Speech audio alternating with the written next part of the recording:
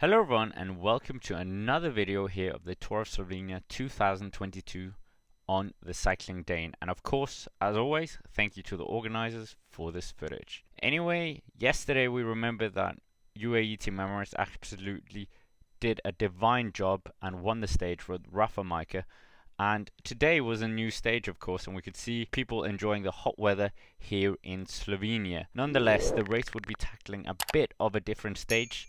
Today it was more of a, well, it looked like a flat profile-ish, but there was one categorized climb and a number of bonus sprints up the way, and there was also some uncategorized climbs that might be troubling the peloton. But the breakaway, of course, set off from the gun as we would have expected, and it was a very hot day, as I did mention. We had a breakaway of 6 riders up the road, a mixture of 2 Spanish riders, 2 Slovenians, 1 Slovakian and 1 Spanish rider. That was the composition of the breakaway, and they had about 1 minute and 34 seconds with 82.1 kilometers from the finish. The Spanish team, Can, was not content with just having 1 rider, and we saw with 58 kilometers to go, 1 minute and 8 seconds between the peloton and the break, they sent Wojciech Repa, the Czech rider, up the road, and this might have been a dash of ambition for the white jersey. But the rider did make his way up into the breakaway and managed to close this gap that he had of 32 seconds. His teammate was trying to look behind for the young Czech rider to see if he could aid him in any way with 17 seconds in arrears with 55.5 kilometers. The move was perfected with 53.7 kilometers, and suddenly there were 2 Can riders in this breakaway up the road. What a formidable small tactic here during the stage. They immediately got to the front and really hit the pace to make sure that they would try and get up the road. But we saw an attack from Lucas De Rossi as well. Lucas De Rossi, the French rider riding for the China Glory Continental Cycle Team, and they did show themselves on stage 2 with Sean Bennett. However, then with 48.5 kilometers, with the peloton 48 seconds in arrears, we got to this uncategorized climb on the day, and this absolutely just bit the brake, and we could see the rider at the back suffering a lot here with the gradient, with the temperature, very exposed, and we could see that the race was just blowing up on this uncategorized climb, which seemed very harsh. We had one of the China Glory Continental riders try to get away from the rest of the breakaway, and we could just about make out the peloton in arrears. It wasn't long, however, before this Matej Morahic led peloton group managed to catch the sole leader, and the motorbike nearly got in the way of this catch as well, just showing how fast the riders were going downhill. There were absolutely tremendous splits across the stage here, really showing the devastation of that uncategorized climb, really being forced by Bahrain Victorious that were really using Matej Morahic in a superior super domestique role, and they were thinking potentially the chances of Heinrich Heifsler here potentially. But Pascal Ackermann and Tim Merlier were momentarily dropped from the group with about 37 kilometers to go, and we had this epic chase where you were trying to get Pascal Ackermann and Tim Merlier back in the group. Absolutely formidable gaps along the stage here, but with less than 33 kilometers to go, we can see that Dylan Groenewegen, he was still in the favorites group, in the front group, and that was of course Bike Exchange Jayco's prominent weapon on this stage. And we could also see that Bahrain Victorious was still pulling the pace with Jan Tratnik and Matej Morahic still up there, really doing formidable work here in the Tour of Slovenia. We could also see that Pascal Ackermann had made his way back, sitting 104th down in the standings, but of course he doesn't care. However, Pascal Ackermann did make it into the group, but with 31.3 kilometers, we saw the damage. Tim Merlier was 2 minutes down on this front leader group, so he wouldn't be taking part in that sprint. The Alpecin Phoenix rider having to concede that he wouldn't be part of the sprint. We then got to the finish line for the first time. They were going to take this 14-kilometer circuit once again, and that would be the final time before they got to the finishing line. Bike Exchange Jayco were the team leading with Bardiani CSF, the Pro Continental Italian side, looking to try and get something out of the stage today. And we could also see Rafa Majka and Tadej Pogačar donning the blue jersey lining up there as well. Within the final kilometer, we could see that it was Bahrain Victorious merged with Bike Exchange Jayco and UAE Team Emirates at the front, and Bardiani CSF were trying to mix it in there as well.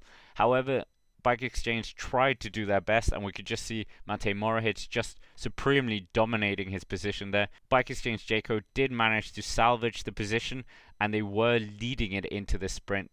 We could see Bahrain victorious. They had numbers up there as well. They really pushed on in the final moments, tried to get their sprinter up there, see if they could be in the mix, but Bike Exchange Jayco, they were kind of living up to the role as the favorite in terms of a lead-out train here.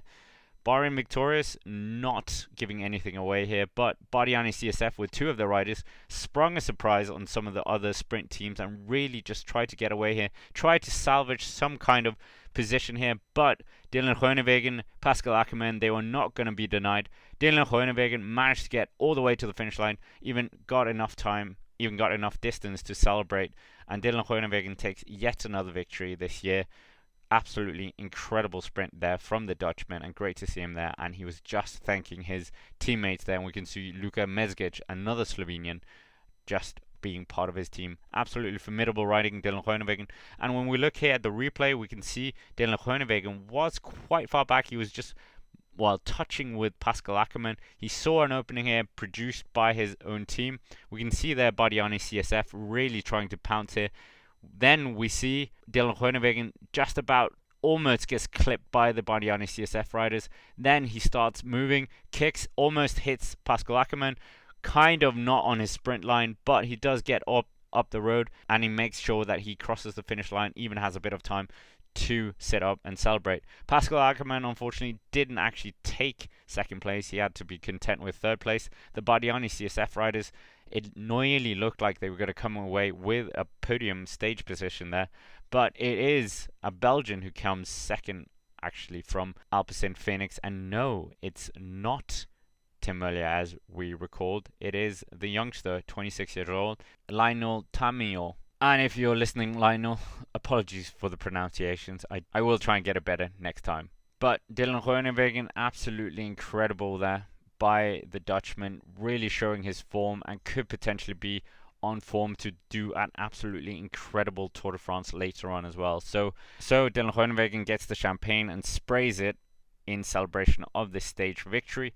And just to confirm the results, Dylan Groenewegen takes it in front of Lionel Tamio, Pascal Ackermann third, Filippo Furelli in fourth place, and Luca Colnaghi in fifth place. So the Bardiani CSF last mission almost succeeded, but still getting fourth and fifth is not bad for them. Fabio Fellini in sixth place, yesterday's fourth place finisher in seventh place, this time Vincenzo Albanese, Michele Gazzoli in eighth place, and then Matej Grovka in ninth place for Bahrain victorious. So I was completely wrong with the Heinrich Hausler, and then Mattia Baez, the rider of course we recall from the Giro d'Italia, from Drone Hopper, managed to get 10th. So quite a spectacular top 10 when you look at it. We have 6 Italian riders in here and only 1 Slovenian, but nevertheless Rafa Majka still retains that green jersey, of course, not losing any time in front of Novak, in front of Tadej Pogačar, but Wojciech Repa, he moves up 55 seconds now,